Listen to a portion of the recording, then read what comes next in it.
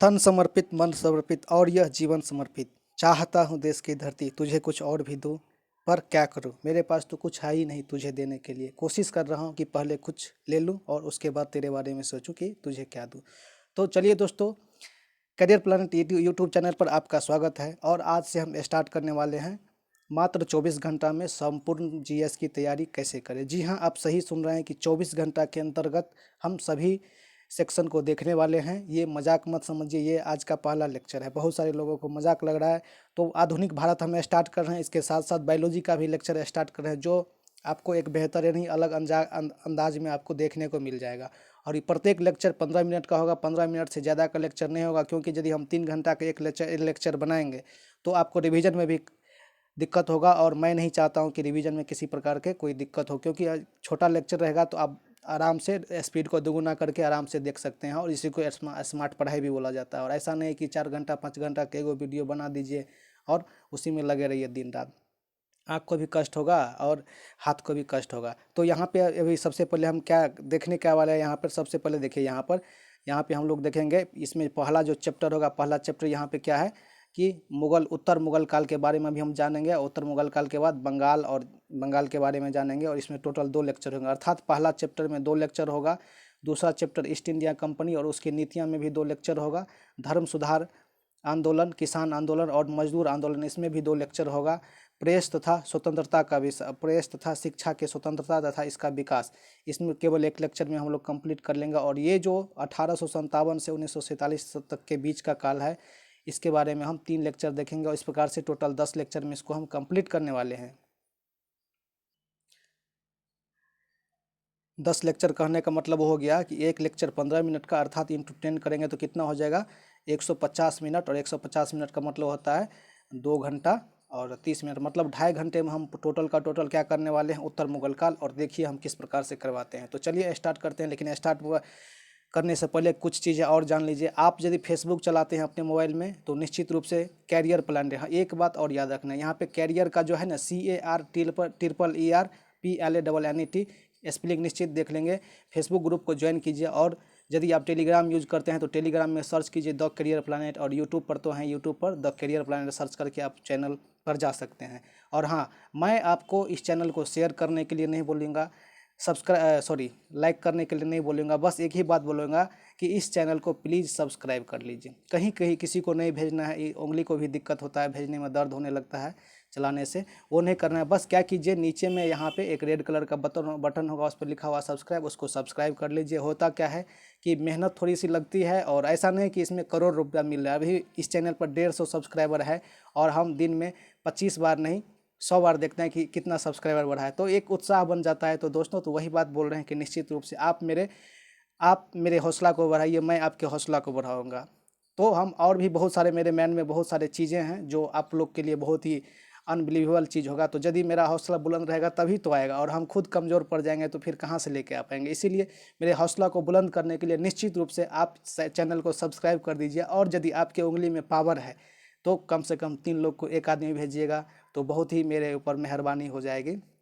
अधिक से अधिक सब्सक्राइबर हो जाएंगे। और क्या, और आगे आप समझते ही हैं। तो चलिए हम स्टार्ट करते हैं। अब बात नहीं, बहुत समय हो गया। आप यहाँ पर एक लेक्चर को देख रहे होंगे। हम बात कर रहे हैं इंडिया के शुरू से। इंडिया जब शुरू में था, शुरू से ही, अर्थात 1 ईस्वी के आसपास से, 1 ईस्वी जब से चल रहा है, ईसा मसीह के जन्म के आसपास से हम यहाँ से बात करने वाले हैं। उस टाइम के आसपास हमारा इंडिया किस प्रकार से दिखाई पड़ता था, तो देख सकते हैं आप यहाँ पर कि मतलब ये यहाँ से पूरा बढ़ा हुआ था। बांग्लादेश भी अलग नहीं था। और यहाँ पर ये पूरा म्यांमार भी था। ये तो अंडमान है, अभी भी है। और ये जो साइड साइड वाला चीज़ है, इधर भी आ गया म्यांमार होते हुए यहाँ से पूरा जो है यहाँ पे पाकिस्तान, कुछ भाग अफगानिस्तान का, और यहाँ तक ये सारे का सारा चीज़ जो था अपना इंडिया ही था। और हमारा इंडिया आज जैसा दिखने में है, ये ऐसा नहीं है, ये पहले से ही बहुत महान रहा है। इसको लोगों ने कोई 17 बार, कोई 24 बार, कोई 18 बार, कोई 60 बार तोड़ तोड़ के इतना तोड़ा, उसके बावजूद भी आज हमारा इंडिया कुछ इसी प्रकार का दिखाई देता है। तो हम बहुत ही सौभाग्यशाली हैं कि अपने इंडिया में पैदा हुए। और यहाँ पे आप देख पा रहे होंगे, और थोड़ा सा आप देखते हैं तो ये जो है 100 BC के आसपास का ये जो मैप है आपको दिखाई पड़ रहा होगा यहाँ पर। और इस मैप में देखिए यहाँ पे मगध है और यहाँ पे कौशल है और यहाँ पे जो है मथुरा है। तो मतलब इस प्रकार के सभी मतलब यहाँ पे भोज है, यहाँ पर जो है विजयनगर वगैरह सब भी होगा। यहाँ पर देखिए चेर है, यहाँ पे पांड्या, मतलब कि यहाँ पे जितने भी राजवंश है सबको हम एक मैप के तरीका से देखने वाले, जहाँ पर आपको जो है कुछ ना कुछ निश्चित रूप से जानकारी मिलेगा। चूँकि यहाँ पर हम उत्तर मुगल काल के बारे में बात कर रहे हैं, तो मुगल से सबसे पहले हम अब आगे बढ़ते हैं यहाँ पर। तो मुगल काल में देखिए, मुगल काल ये होता है। मुगल काल के बारे में एक छोटी सी जानकारी हम आपको दे रहे हैं। उज्बेकिस्तान आज के ज़माना में एक देश है जो भारत के ठीक उत्तर पूर्व में स्थित है, मतलब ठीक उत्तर थोड़ा सा पूर्व में स्थित है। वहाँ पर एक जगह था फरगना। उस फरगना जगह पर एक आदमी का जन्म होता है। उस आदमी का जन्म जो है 14 फरवरी 1483 ईस्वी को जो है उसका जन्म होता है। उसका नाम है बाबर। वो व्यक्ति, उसका जन्म होता है 1483 ईस्वी में, और वो जो है तैमूर और चंगेज का वंशज होता है। और वो वहाँ से क्या करता है, जब वहाँ पर जो एक सरदार सबैनी से बार बार पराजय हो जाता है, बार बार वहाँ से हारता है और वहाँ से उसको मार पीट के भगाता है, तो वो क्या करता है कि 1519 ईस्वी में, कितना में 1519 ईस्वी में भारत की ओर भागता है। और भारत की ओर आने पर उसको पता चलता है कि अरे यार यहाँ तो बहुत आसान है घुसना, और क्या करता है ठीक उत्तरी सीमा से अफगानिस्तान होते हुए वहाँ से क्या करता है तो भारत में घुस जाता है। और सबसे पहले वहीं पे 1519 ईस्वी में उसका पहला आक्रमण होता है। और फिर क्या होता है, 1519 ईस्वी में आक्रमण होने के बाद 1526 ईस्वी में पानीपत का प्रथम लड़ाई हो जाता है। पानीपत के प्रथम लड़ाई में मुगल साम्राज्य 1526 ईस्वी में स्थापना हो जाता है। और अब इसके बाद का जो है मुगल साम्राज्य जो है कुछ इस प्रकार से पूरे भारत पर, ये जो है 1526 से लेकर 1605 तक में इतना था। और 1505 मतलब कि 1654 से लेके 1707 तक में औरंगजेब फिर इतना बढ़ाया। तो इसके बारे में थोड़ा सा हम आगे बात करेंगे। तो फिर हर जानकारी के लीजिए, मतलब इतना दूर पे उसका कब्जा था, मतलब संपूर्ण भारत पे कुछ दक्षिणी भाग छोड़ के संपूर्ण भारत पर मुगल का कब्जा था। अब हम बढ़ते हैं थोड़ा सा और आगे। जब आप आगे जाएंगे तो आप एक शासक का नाम सुने होंगे, शेर शाह सूरी जी का नाम। और ये जो आप ये वाला जो लकीर देख रहे हैं, ये बांग्लादेश से इस प्रकार से जो लकीर देख रहे हैं, ये कोई नदी या फिर दूसरा चीज़ नहीं है। ये क्या है हम आपको बताते हैं। ये शेर शाह सूरी जो है एक ग्रांड ट्रक रोड बनवाए हुए थे पूरे, मतलब अपने साम्राज्य के चारों ओर। तो वही ये जो यहाँ पर जो है ये शेर शाह सूरी जी के द्वारा है बनाया गया जीटी रोड है, जो सभी जगह यहाँ पे घूम के यहाँ पर आ रहा है। और ये जो पूरा साम्राज्य आपको देख रहे हैं इस प्रकार से, यहाँ पे ये पूरा का पूरा क्या था, मुगल साम्राज्य था। और ये जो पीला वाला साम्राज्य देख रहे हैं, ये मतलब क्या, ये मतलब 1605-7 ईस्वी तक यहाँ पर था पूरा तक। और जब औरंगजेब आता है, औरंगजेब दक्षिण अभियान में आते हुए तो मतलब औरंगजेब यहाँ तक इतना तक जो है ना क्या करता है, जीत के अपने साम्राज्य में मिला लेता है। इस प्रकार से दक्षिण में यहाँ तक शासन चल जाता है, लेकिन फिर भी कुछ क्षेत्र यहाँ पर रह ही जाता है। तो इस प्रकार से हम देख सकते हैं कि किस प्रकार से मुगल अपने साम्राज्य को फैलाते हुए नजर आ रहा है। तो हम यहाँ से थोड़ा सा आगे बढ़ते हैं। अभी कुछ देर पहले हमने बताए थे कि सबसे पहले बाबर आता है। कुछ कार्यकाल हम याद रख लेंगे कि कौन कौन लोग राजा हुए, तो फिर अच्छा रहेगा हम लोग को देखने में और समझने में। तो सबसे पहले बाबर आता है, तो इसको प्रारंभिक मुगल काल या शुरुआती दौर का जो राजा था, इसका कोई वैसे नाम नहीं दिया गया, हम लोग वैसे रखते हैं कि बाबर 1519 से 1530 तक भारत में रहता है, लेकिन भारत में स्थापना 1526 ईस्वी में अपने मुगल साम्राज्य की करता है। बाबर के बाद हुमायूं आता है 1530 से 1556 तक, लेकिन 1539 ईस्वी में शेर शाह सूरी से हारने के बाद 1540 से लेकर 1555 ईस्वी तक वो दिल्ली से बाहर रहता है और कहीं छुप के अपना जीवन यापन करता है। फिर 1556 से 1605 तक अकबर साहब आते हैं। फिर 1605 से 1627 तक जहांगीर, 1627 से 1657 शाहजहां, 1657 से 1707 तक कौन रहता है, यहाँ पे औरंगजेब रहता है। लेकिन 17 से 7 के बाद क्या होता है कि धीरे धीरे जमाना बदल रही होती है, अंग्रेज पहले से मुंह फैलाए रहते हैं। और 17 से 7 के बाद कुछ इस प्रकार से हो जाते हैं, और भी बहुत सारे शासक आते हैं, जैसे कि 17 से 7 से 17 से 12 के बीच बहादुर शाह प्रथम आता है। उसके बाद जहादर शाह आता है 17 से 12 से 17 से 13। फिर फर्रुख शेर आता है। फिर दो महीना के लिए आता है रफ़ी-उद-दौला आता है, पहले दर्जात आता है, फिर उद्दौला आता है। उसके बाद मोहम्मद शाह आता है 1948 तक, मतलब 1719 से 1748 तक। उसके बाद कौन आता है, अहमद शाह 1748 से 1754 तक। उसके बाद आलमगीर साहब आते हैं 54 से 59। फिर शाह आलम द्वितीय 1759 से 1806 तक। और उसके बाद कौन आता है, अकबर साहब आते हैं द्वितीय। इसको अकबर द्वितीय, एक अकबर साहब पहले थे, ये अकबर साहब द्वितीय। अकबर द्वितीय 1806 से 1837 तक। और ये बादशाह द्वितीय जो था बहादुर शाह द्वितीय, इसको जफर के नाम से भी जानते हैं, तो ये 1806 से 1837 तक रहते हैं। इन सभी के बारे में, चूंकि ये उत्तर मुगल काल है, मतलब क्या, औरंगजेब की जो मृत्यु होती है ना 1707 ईस्वी में, इसके बाद जितने भी शासक और जितने भी काल चले उसको हम लोग क्या बोलते हैं, उत्तर मुगल काल। क्या बोलते हैं, उत्तर का मतलब होता है बाद और पूर्व का मतलब होता है पहले। तो उत्तर का मतलब क्या, उत्तर मुगल काल, औरंगजेब की मृत्यु के बाद का जो भी काल होता है उसको हम उत्तर मुगल काल के नाम से जाने जाते हैं। और इतने शासक जो है इस साम्राज्य में ये, और 1762 तक क्या हुआ, साम्राज्य चलता रहा। इससे पहले हम आपको और कुछ बताते हैं कि देखिए, भारत में मुसलमानों का दूर दूर तक कोई संभावना नहीं था। सन 712 ईस्वी मोहम्मद बिन कासिम आता है, थोड़ा बहुत माल लूट के ले जाता है। फिर क्या होता है कि 1192 ईस्वी में मोहम्मद गोरी गजनबी आता है, गोरी आता है। फिर क्या करता है, वो भी एक बार हार के चल जाता है। फिर 1194 ईस्वी में फिर पुनः आता है। फिर क्या होता है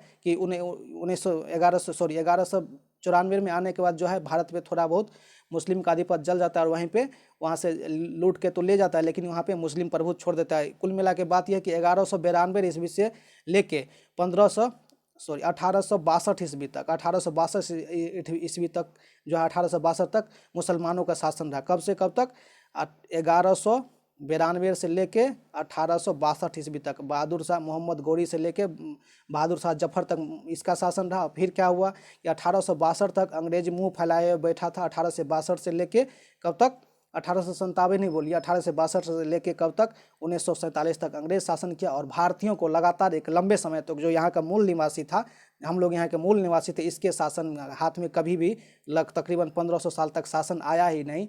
उसके बावजूद भी आज बहुत अच्छे स्थिति पर यहाँ का जो मूल निवासी है। तो बहुत सारे घटनाएं हुआ, हम आगे बढ़ते हैं। तो ये जितने भी लोग हुए, जितने भी राजा हुए, जितने भी शासक हुए, उसको कुछ न कुछ नाम दिया गया। जैसे कि अकबर का बेटा था जहांगीर, उसको सलीम के नाम से जाना जाता है। शेरशाह सूरी को फरीद खां के नाम से जानता है। जहांदर शाह जो यहाँ पे ऊपर में शासक था इस वाले सेक्शन में, उसको लंपट मूर्ख बोला जाता है। रंगीला राजा का एक मूल नाम रोशन अख्तर था, जिसको मोहम्मद शाह रंगीला या रंगीला राजा के नाम से भी जान जाते हैं। ये अली गौहर, ये शाह आलम द्वितीय का नाम अली गौहर का जो है उपनाम दे दिया गया है। जिंदा पीर किसको दिया गया, औरंगजेब को दिया गया है।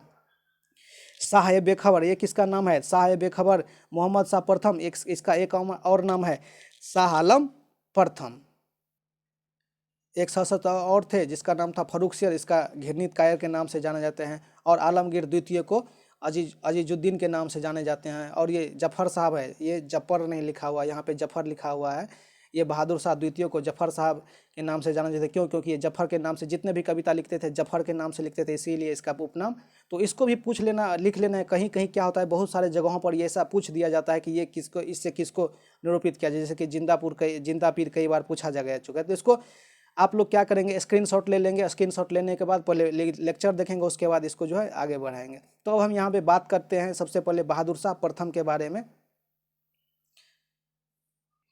बहादुर शाह प्रथम का जो कार्यकाल था 1707 ईस्वी से 1712 ईस्वी के बीच में था।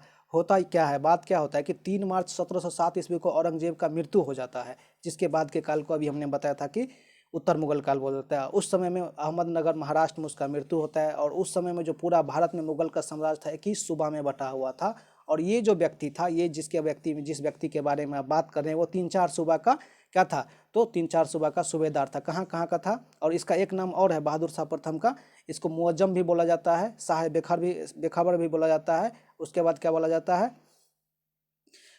यहाँ पे देखिए वो कहाँ कहाँ का था, काबुल का सूबेदार था, गुजरात का था, काम बख्श का था, और ये बीजापुर का, ये 3-4 जगहों का क्या था, वो सूबेदार था जिस समय में। और इस प्रकार से उत्तराधिकारी का जो युद्ध होता है तो ये मजबूती अपना बनाए रखते हैं। और ये क्या करते हैं, 1707 ईस्वी में गद्दी पर बैठते हैं।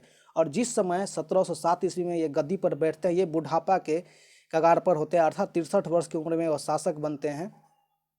इसी के शासनकाल में 1708 ईस्वी में क्या होता है कि गुरु गोविंद सिंह जी की हत्या कर दी जाती है। और इसके शासनकाल में ही डच प्रतिनिधिमंडल का एक यात्री जेसुआ केलेंटर जो है इसके साम्राज्य में आता है, इसके दरबार में आता है।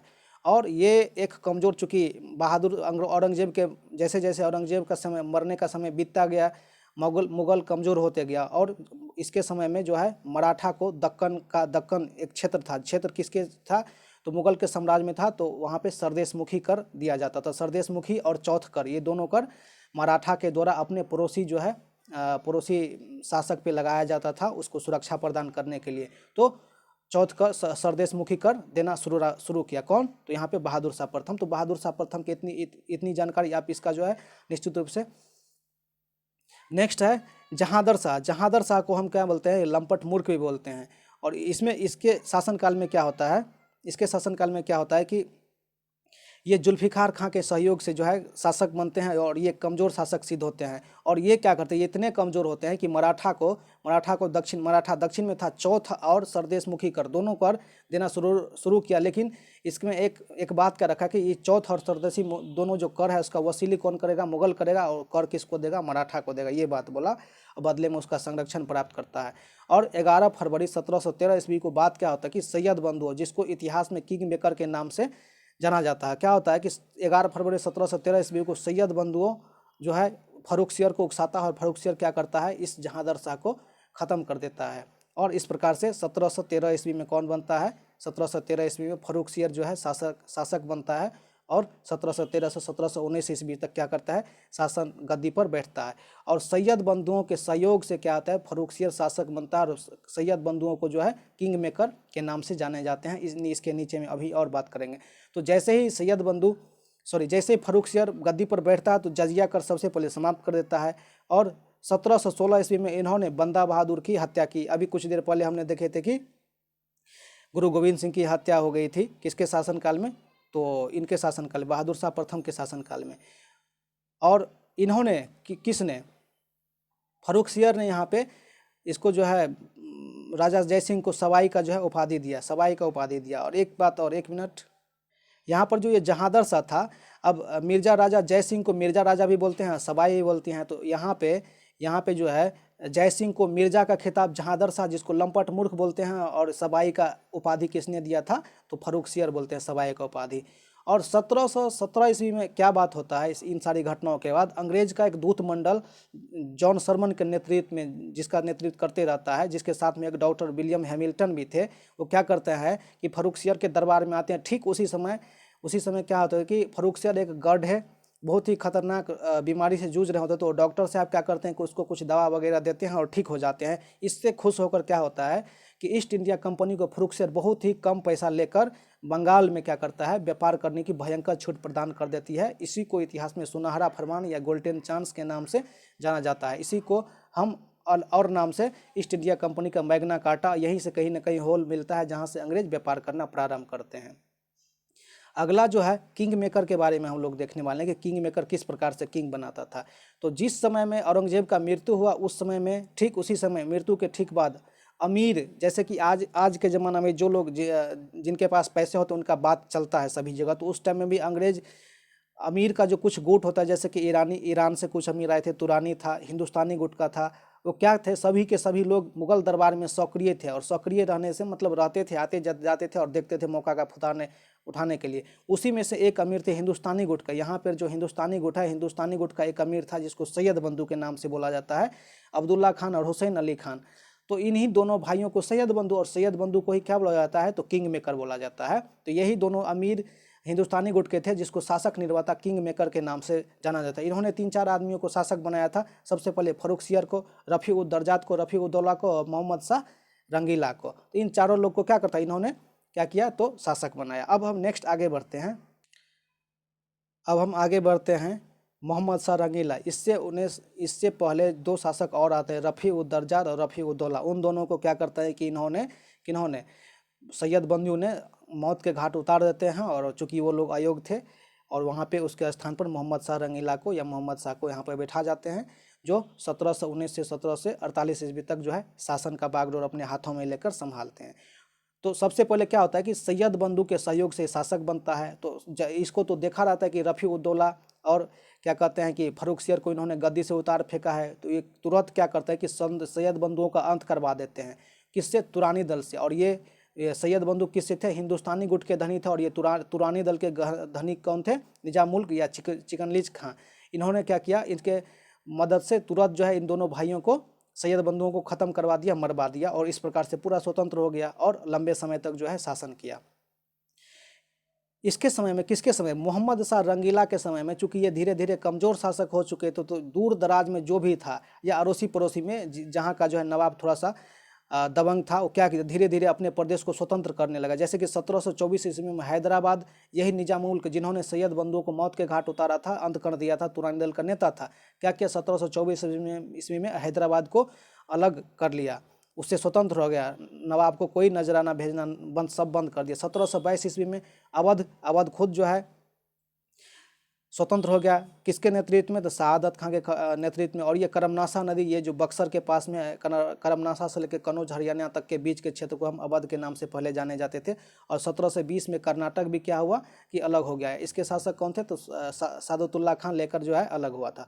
और सबसे बड़ी महत्वपूर्ण घटना, ये जो मोहम्मद शाह था, जिसको रंगीला राजा भी बोलते हैं, इस मोहम्मद शाह के शासनकाल में एक बहुत ही खतरनाक घटना हुआ, नादिर शाह का आक्रमण हुआ था, जो फारस का निवासी था। और इसी नादिर शाह को ईरान का या फारस का नेपोलियन भी बोला जाता था। तो कितने ईस्वी में, 1739 ईस्वी में इनका आक्रमण हुआ था। तो अब हम देखने वाले हैं कि नादिर शाह का आक्रमण किस प्रकार से हुआ और क्यों हुआ था। तो नादिर शाह मूल रूप से धन लूट कर माल ले जाने के लिए यहाँ से आया हुआ था। और यहाँ पर जो है सबसे पहले 1738 में उसको पता चलता है कि भारत में बहुत अधिक माल पूंजी है, तो क्या करता है कि भारत पर चढ़ाई करता है। और 1738 और 39 में भारत पर अपना प्रथम आक्रमण करता है।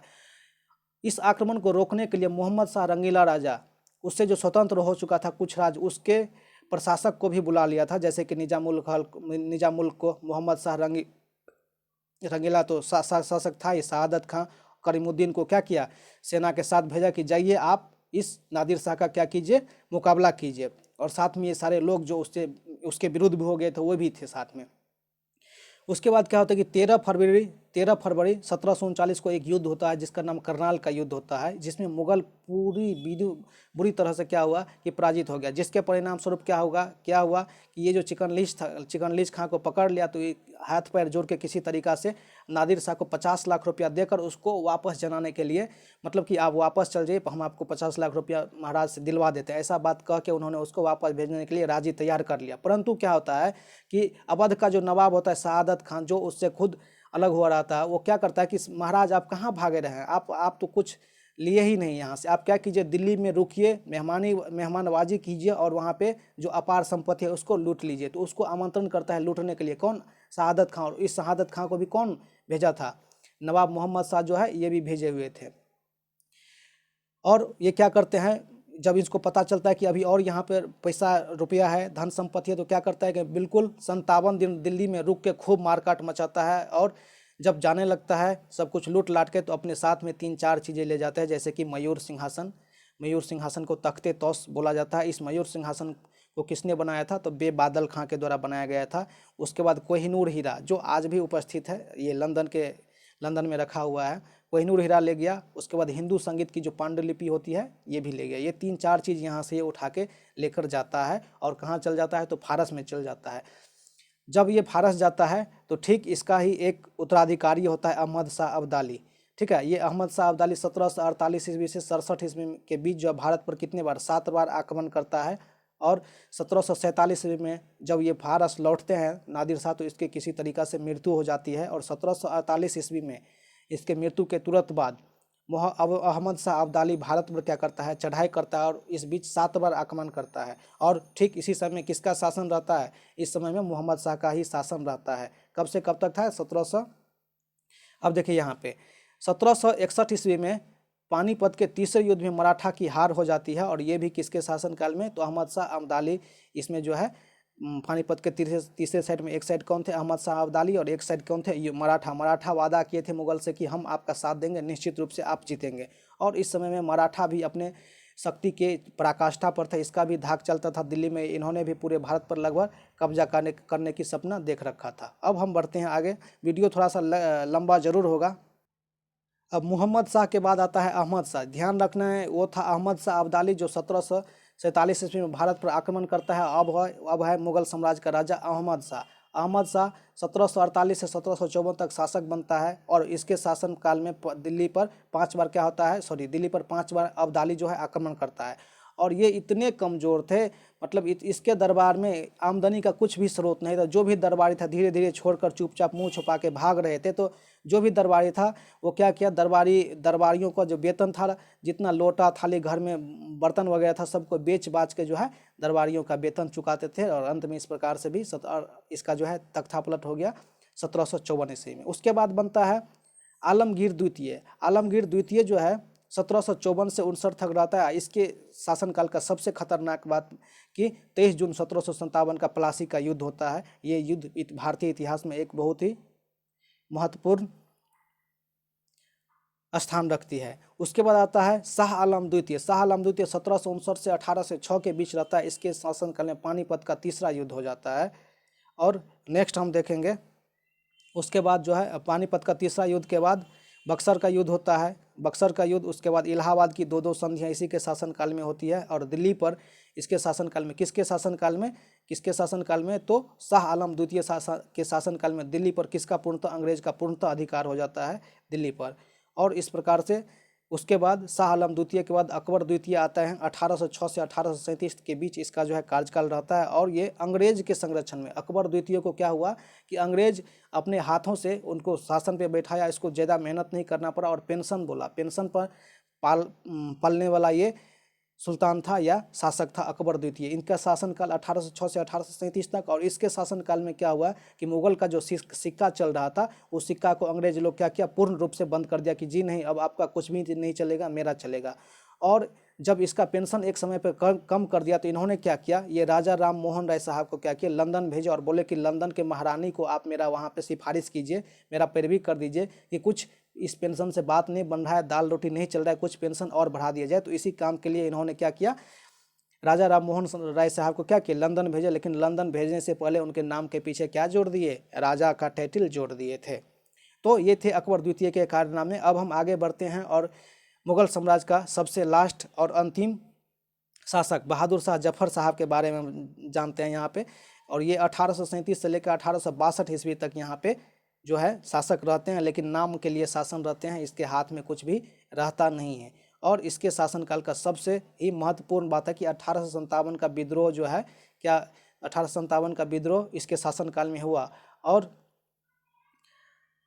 इसके आंख के सामने में, हुमायूं के मकबरा के सामने पर जो है इसके 3 पोता और 1 बेटा को जो है अंग्रेज सामने सामने गोली मारा। और इसको क्या किया, इसको बंदी बनाकर रंगून, म्यांमार, जिसको हम लोग आजकल बर्मा या म्यांमार बोलते हैं, 1862 ईस्वी में रंगून जेल में भेज दिया, मांडले जेल में। और वहीं पे इसकी मृत्यु हुई भी हो गई।